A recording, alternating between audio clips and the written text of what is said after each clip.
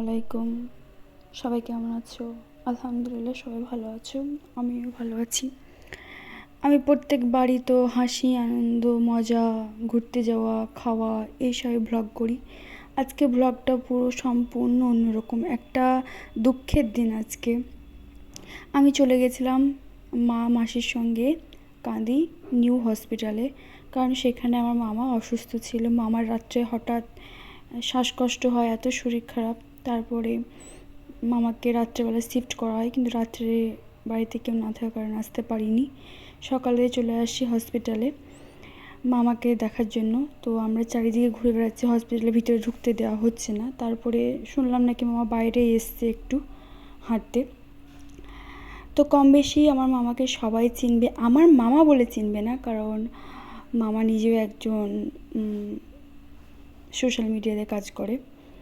সবাই ফেস দেখলে হয়তো ওভাবে না চিনলেও চিনবে। তো মামাকে দেখি এত মায়া লাগছিল। আমার মামা মানে একদম চুপচাপ হয়ে গেছে, যে ছেলে ছটপট ঘুরে বেড়ায়। মানে মামার আমরা ফ্রেন্ডলি।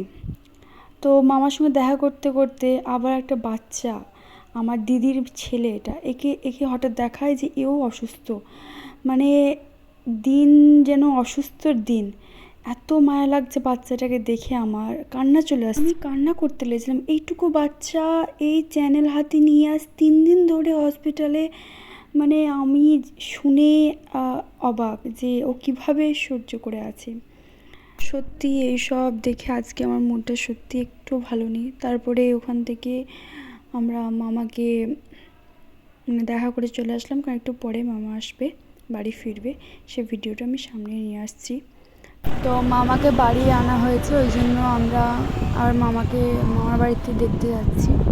তো কিছু মামার জন্য কিছু ফল নিয়ে নিলাম, যেহেতু মামার এখন অনেক প্রোটিনের প্রয়োজন। সত্যি খুবই খারাপ লাগছে যে মামার এইভাবে হঠাৎ করে শরীর খারাপ। তো আমরা রওনা হয়ে গেলাম, মাসির বাড়িতে ছিলাম। মাসির বাড়িতে খাওয়া দাওয়া করে আমি এদিকে মামাকে দেখার জন্য রওনা দিয়ে দিলাম, করলাম। মামাকে দেখার পরেই আমরা বাড়ি চলে যাব। তো এইটা হলো আমার মামার বাড়ি কুলি। যারা আশপাশে তারা অবশ্যই এই জায়গাটা চিনে। এটা হলো আমার মামাতো ভাই, আর আমার মামা ঘুমিয়ে আছে। তো মা আর ঘুম থেকে উঠালো না, যেহেতু শরীরটা অনেক খারাপ, রাত জেগেছিল, ঘুম হয়নি, ওই জন্য মা আর উঠায়নি, মামাকে ঘুমাতে দিল। আমরা নিচে চলে গেলাম মামাতো বোন ভাইদের সঙ্গে খেলা করতে। ওরা আমি আসলে ওরা খুবই এনজয়। তো এই যে এটা হলো আমার মামাতো বোন, একেও সবাই চিনে, আমার ব্লগে প্রায় আছে। তো আজকে পর্যন্ত আমার ব্লগটা এই পর্যন্ত রইলো। সবাই দোয়া করো আমার মামার জন্য তাড়াতাড়ি খুব